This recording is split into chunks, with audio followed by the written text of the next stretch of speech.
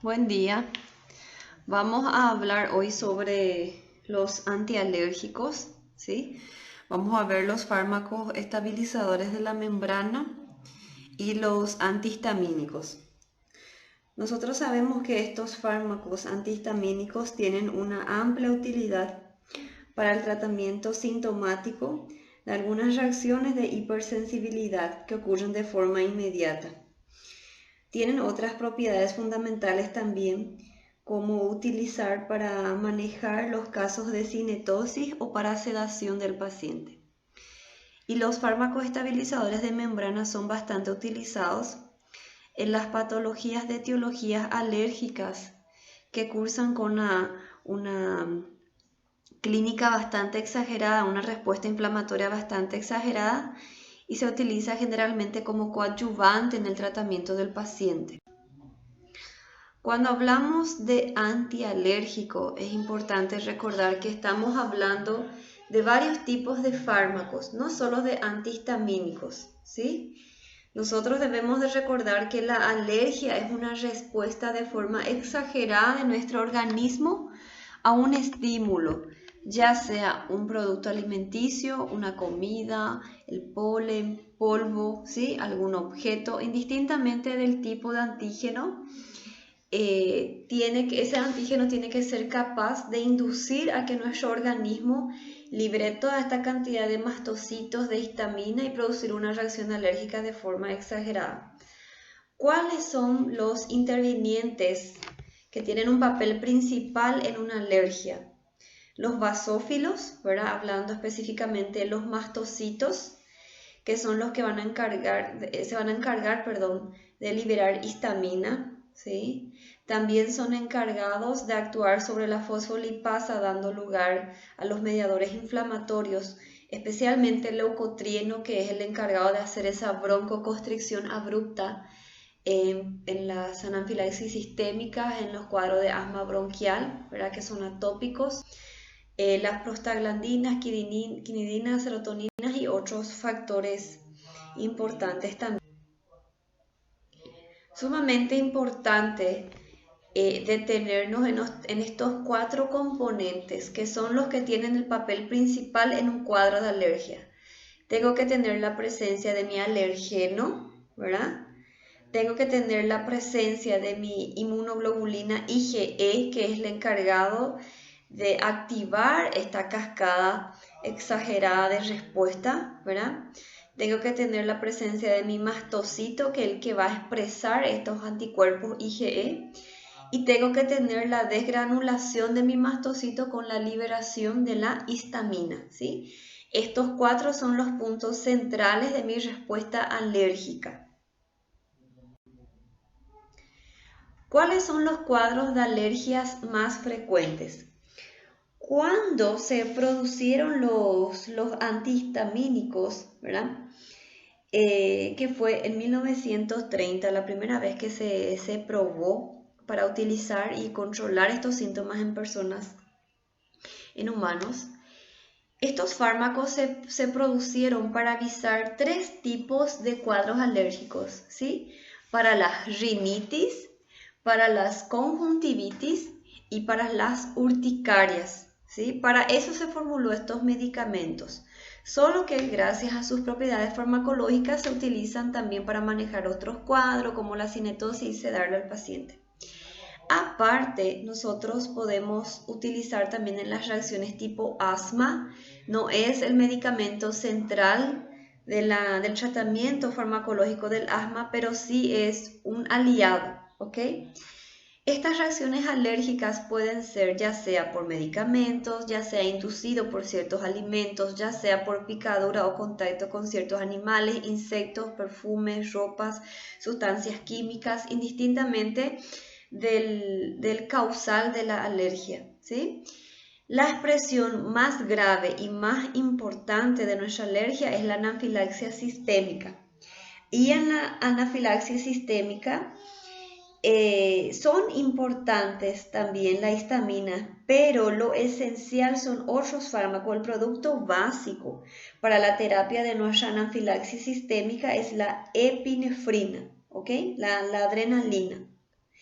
Los agonistas de histamina tienen solamente una participación subordinada y complementaria en este caso. También la misma cosa ocurre en el caso de un angioedema intenso, donde el edema laríngeo pone la vida y lo más indicado es una epinefrina también. ¿Cómo nosotros debemos tratar una alergia? En primer lugar, nuestro paciente tiene que perder el contacto con el alergeno, sí o sí. No adelanta a nosotros administrar el fármaco de última generación si el paciente va a continuar en contacto con su alergeno. En segundo lugar, tenemos que administrar el fármaco para controlar los síntomas. Y en tercer lugar, si es que es un paciente crónico, portador crónico de ese cuadro de alergia, se puede evaluar la instauración de una inmunoterapia. ¿Cuál es el objetivo de mi tratamiento farmacológico con los antialérgicos? En primer lugar, inhibir la mayor cantidad de histamina posible que se libera de los mastocitos, ¿sí? Inhibir la acción sobre las células, sobre el objetivo de nuestra histamina y sobre todo controlar esta respuesta inflamatoria que ocurre en los tejidos en respuesta a la presencia de nuestro alergeno. Entonces, atender la salida de histamina, controlar el algo de nuestra histamina y controlar la respuesta que produce la liberación de nuestra histamina. Cuando hablamos de antialérgicos, ellos se van a clasificar en 4 grandes grupos y eso es sumamente importante recordar porque muchas veces cuando hablamos de antialérgicos, chicos, nosotros solamente pensamos en antihistamínicos y no, ellos no están solos. Tenemos los estabilizadores de membrana, que son los que van a dejar esa membrana más estable y de ese modo van a impedir la ruptura y la salida de los gránulos de histamina, ¿sí? En segundo lugar tenemos los antihistamínicos o los antagonistas de receptores de histamina, ¿sí? En tercer lugar vamos a tener los antileucotrienos y en cuarto lugar vamos a tener los corticoides. Todos estos fármacos son utilizados en un cuadro de alergia. Bueno, es importante recordar cómo funcionaba este mecanismo de alergia, cómo empezaba a activarse nuestro mastocito. Los mastocitos son los que desencadenan la respuesta inmediata al momento que mi organismo entra en contacto con el alergeno. Cuando ese alergeno entra en contacto con nuestro cuerpo, los mastocitos son los que tienen en su membrana la fracción del anticuerpo IgE, ellos son los que llevan el IgE por ellos, ¿sí? Cuando esos anticuerpos IgE entran en contacto con el alergeno, ¿sí? Se empieza un procedimiento, un proceso de desgranulación de las vacuolas que contienen histamina dentro de los basófilos, dentro de los mastocitos. Entonces, el alergeno se junta por el anticuerpo IgE que está en el mastocito, ¿sí? Cuando se une de forma inmediata ya se empieza a liberar a través de la membrana que se rompe pequeñas partículas de histamina.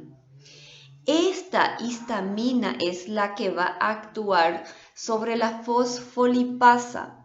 La fosfolipasa es una enzima que está cerca de la membrana lipídica y es la que va a ayudar a que el ácido araquidónico se suelte de la membrana fosfolipídica.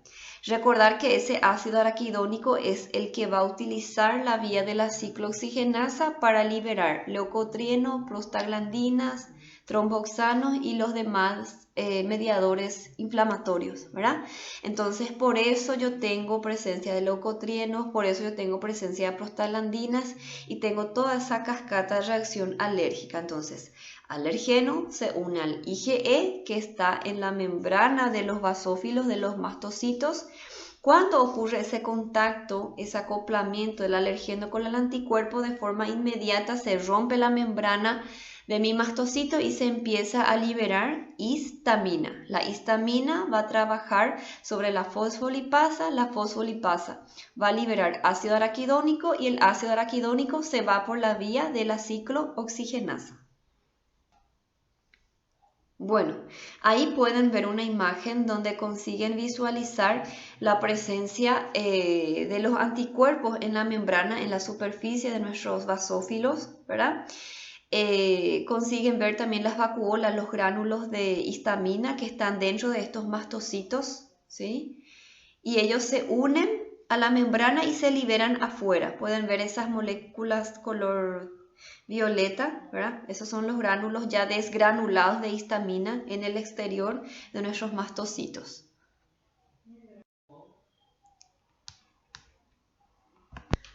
Bueno, vamos a empezar a ver la primera clasificación de los fármacos que se utilizan contra las alergias, que son los estabilizadores de membrana de los mastocitos, ¿sí?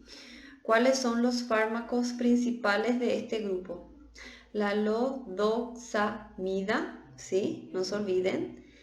El cromoglicato también es bastante utilizado todavía.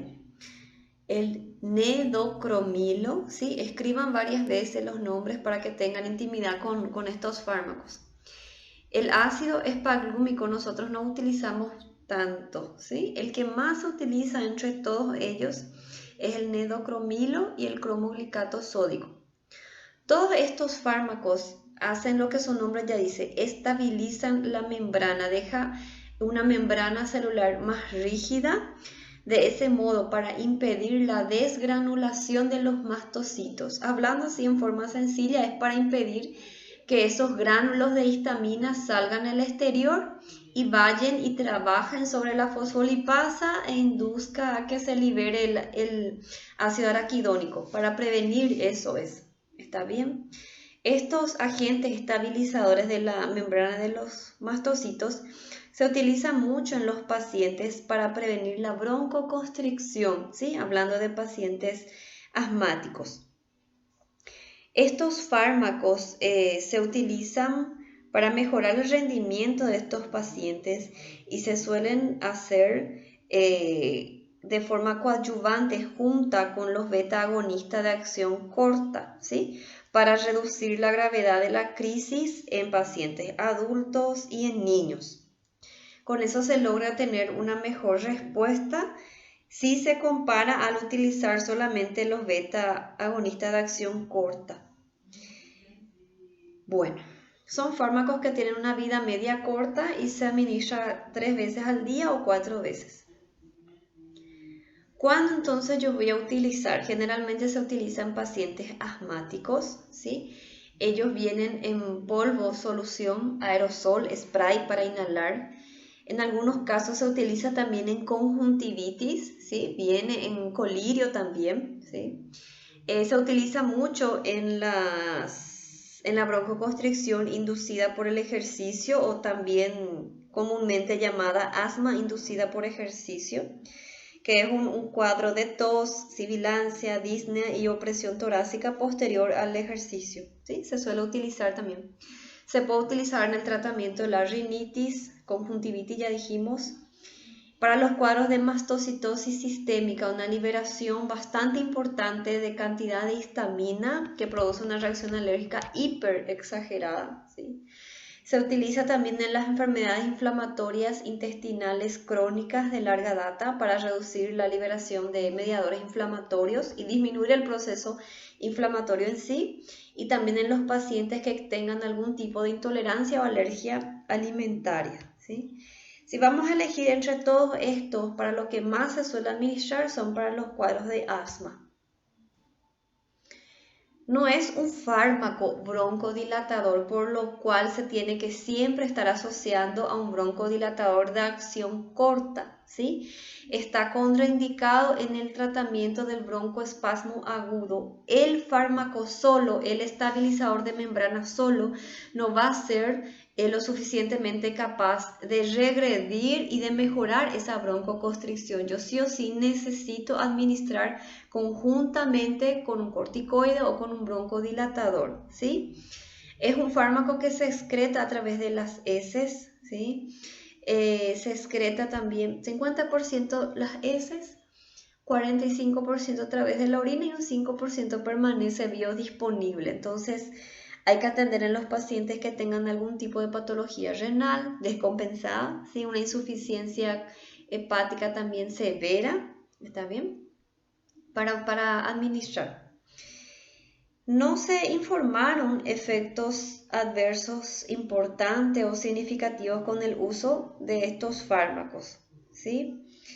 Si se comparó, se hicieron varios estudios, ¿verdad? Y se comparó la administración de los estabilizadores de membrana junto con un beta agonista, un broncodilatador de acción corta, y demostró ser más eficaz que si administramos un anticolinérgico como el bromuro de hipratropio, por ejemplo. Entonces, en esa combinación ella es más efectiva.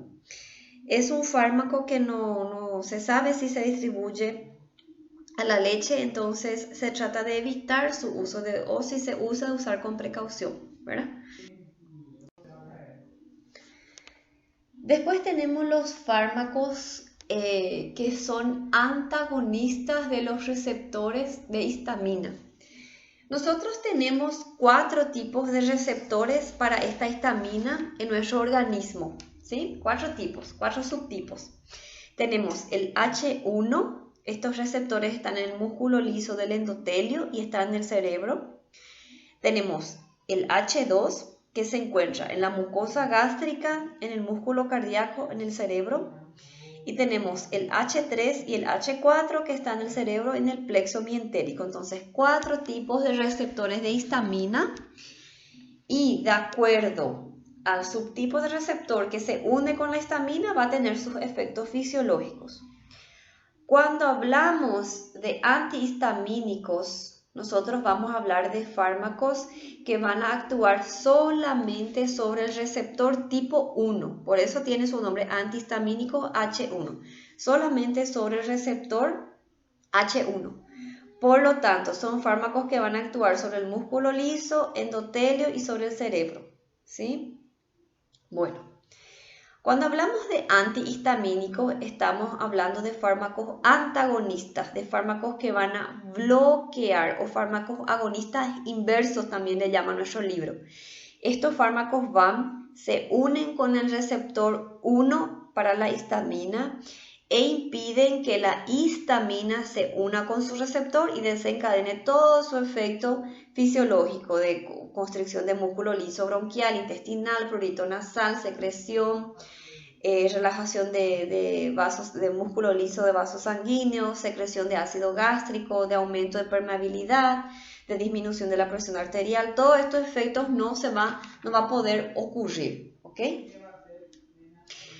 Los fármacos se van a clasificar en los que atraviesan la barrera hematoencefálica y los que no atraviesan la barrera hematoencefálica.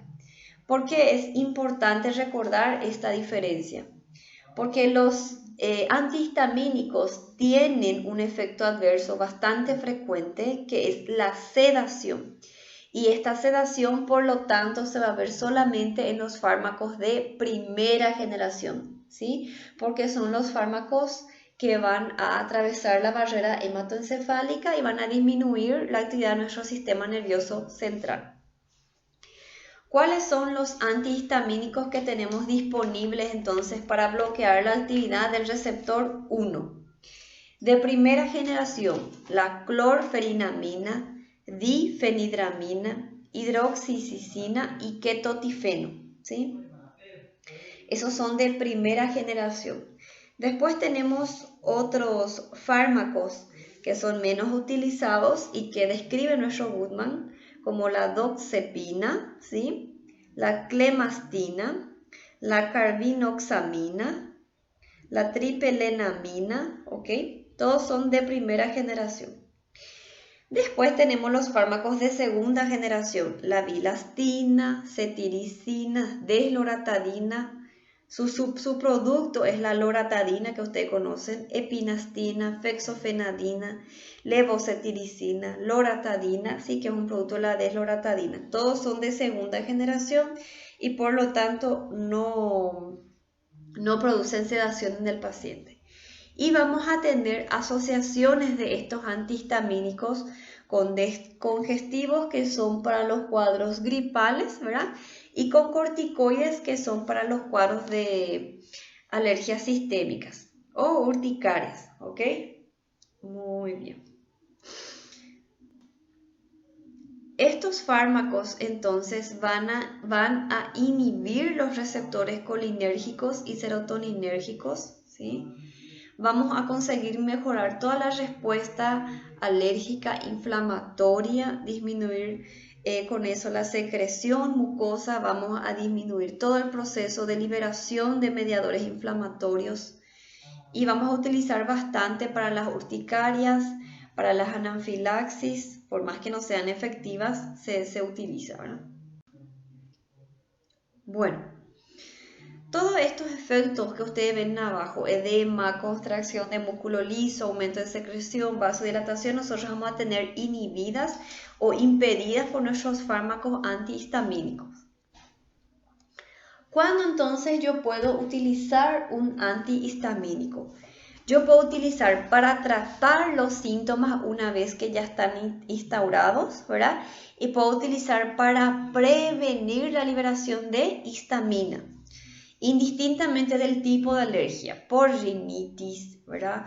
Un cuadro asociado a prurito, edema por una otitis media, picaduras de insecto, aquellos eritemas por quemaduras del sol, ¿sí? Dermatitis alérgica, dermatitis por contacto, alergias a animales, a fármacos, alergia a alimentos, alergia a polen, a polvo, ¿sí? En paciente que se hace transfusión para prevenir un rechazo, para prevenir, perdón, una respuesta alérgica. En todos esos casos nosotros podemos utilizar.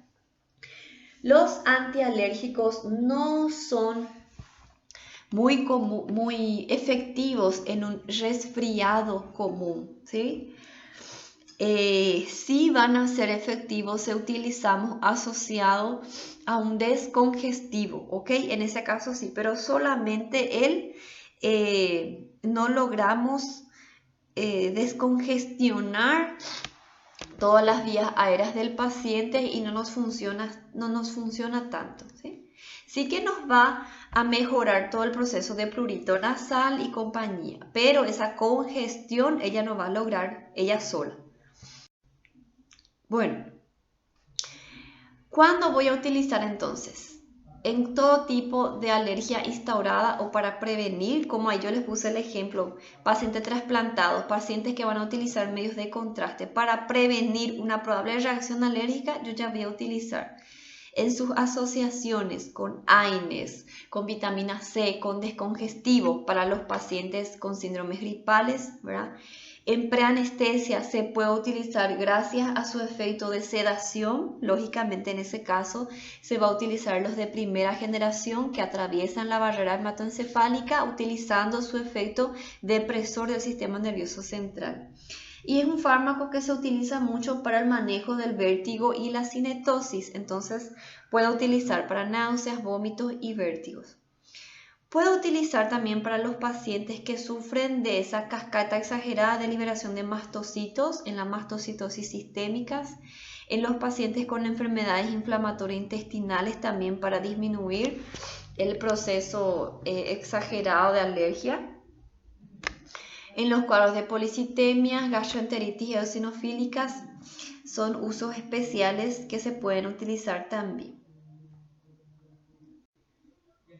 Bueno, la diferencia principal entre mi primera generación y de segunda generación es el atravesaje de la barrera hematoencefálica y el efecto depresor que tiene sobre el sistema nervioso central, ¿sí? Esa es la principal diferencia.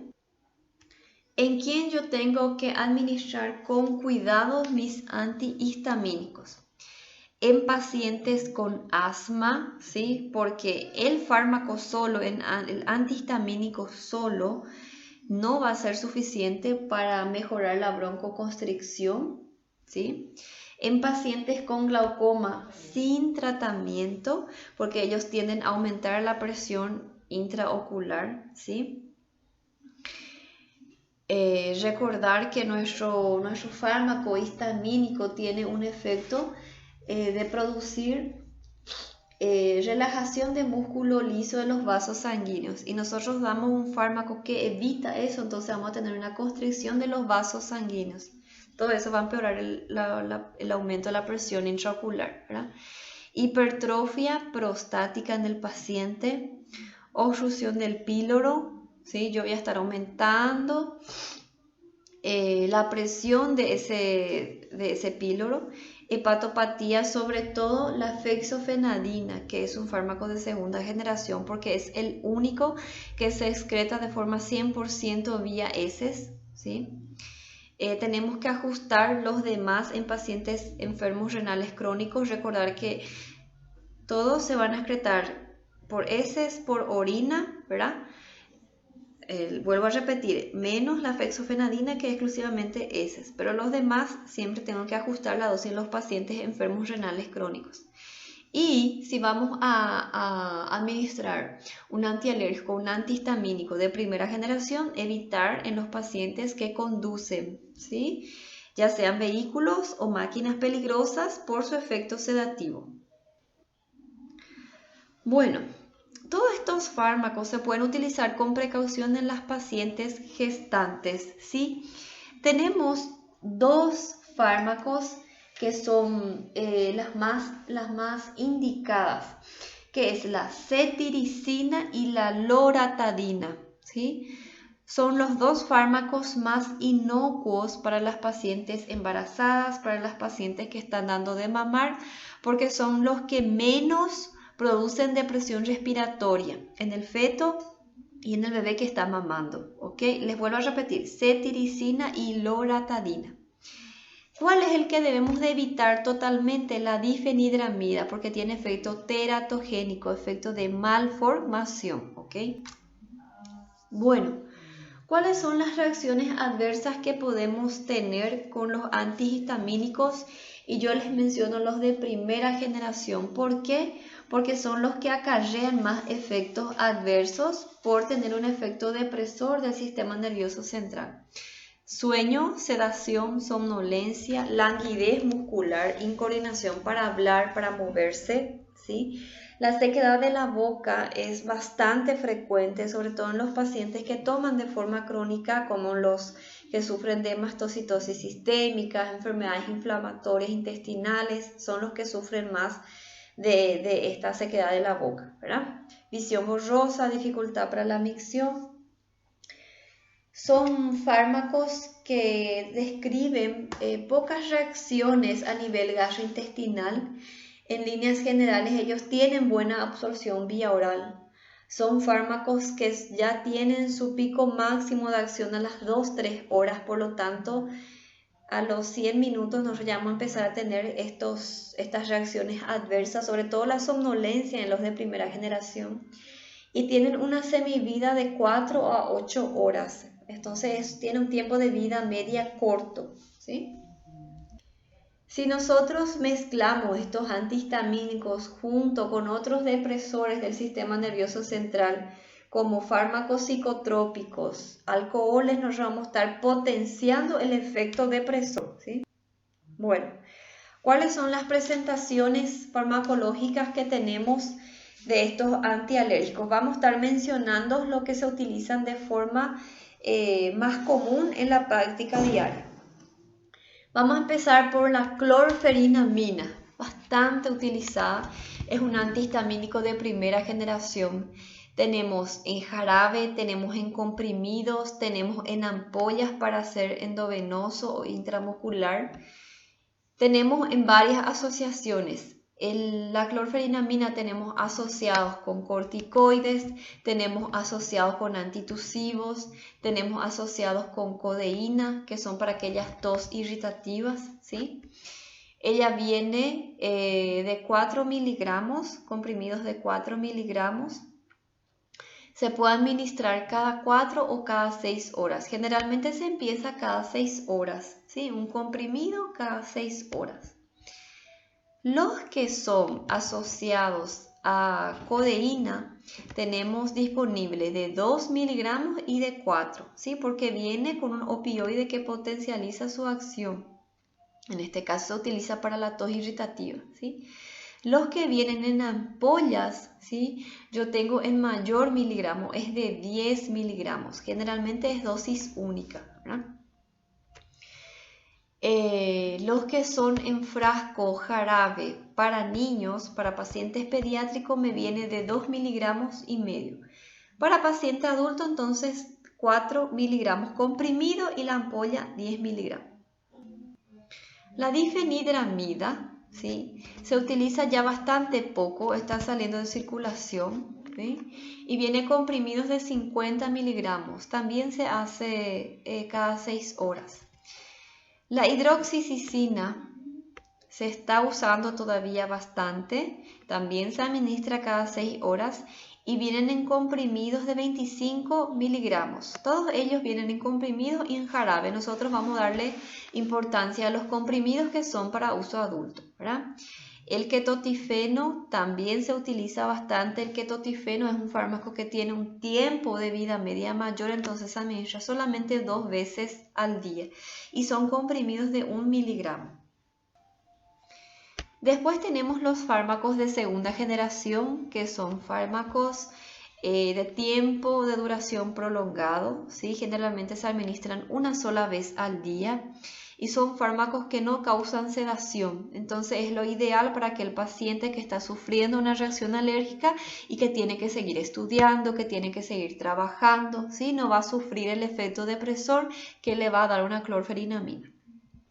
La cetiricina vienen en comprimidos de 10 miligramos, se administra una vez al día. La desloratadina viene en comprimidos de 5 miligramos, se administra una vez al día.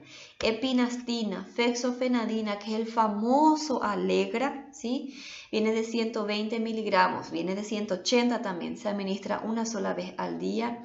Levocetiricina viene de 5 miligramos, la loratadina viene de 10 miligramos. Todos estos antihistamínicos nosotros vamos a tener asociados a descongestivos, asociados a corticoides, asociados a antitusivos, ¿sí? Vamos a tener en sus asociaciones farmacológicas. ¿Para qué yo voy a utilizar estas asociaciones? Voy a utilizar para los cuadros de alergias más importantes, como aquellas dermatitis más graves, para aquellos pacientes que tienen alergia a alimento, alergia a pelo de gato, alergia a animales, sobre todo los que vienen asociados a corticoides que aumentan su efectividad, ¿verdad? Para los cuadros gripales en las asociaciones con AINES, descongestivos, vitamina C, ¿sí? Y los que vienen asociados a opioides para la tos irritativa. Después vamos a tener los corticoides propiamente dicho, que nosotros ya habíamos mencionado en otra clase, que tenemos disponible en presentaciones vía orales, en tópicos, en inhalados, ¿verdad? Que son para evitar que se libere el ácido araquidónico de la membrana fosfolipídica y no tengamos toda la cascata de liberación de mediadores inflamatorios. Y vamos a tener los fármacos antileucotrienos como el montelukast, Safirlukast, que utilizamos para inhibir básicamente la acción del leucotrieno, y con eso nosotros no vamos a tener la broncoconstricción del músculo liso bronquial que nosotros ya habíamos visto en la unidad de farmacología respiratoria. Si tienen alguna duda, yo voy a estar esperando que entren en contacto conmigo para aclarar cada una de ellas con mucho gusto. ¿Está bien? Gracias, chicos, y nos vemos.